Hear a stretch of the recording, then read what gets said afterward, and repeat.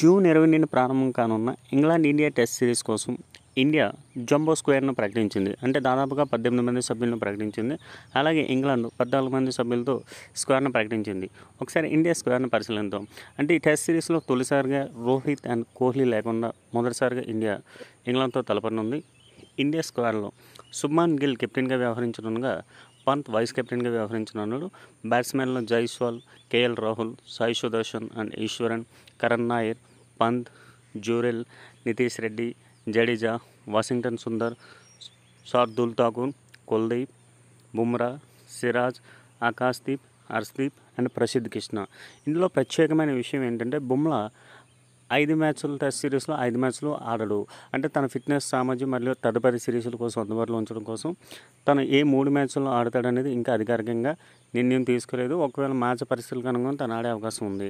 England స్క్వాడ్ని పరిశీలించినట్లే Ben Stokes కెప్టెన్గా వ్యవహరించనున్నాడు.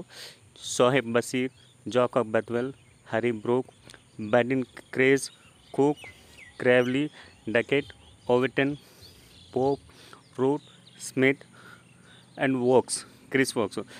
ఇంగ్లాండ్లో అత్యంత అద్భుతమైన డేంజరస్ బ్యాట్స్మెన్లు.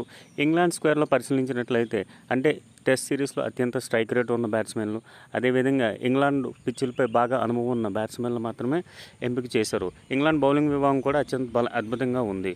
సో ఈ మ్యాచ్లో ఎవరు గెలుస్తారనేది జూన్ 20 నుంచి ప్రారంభం కానున్న టెస్ట్ సిరీస్తో తెలుస్తుంది.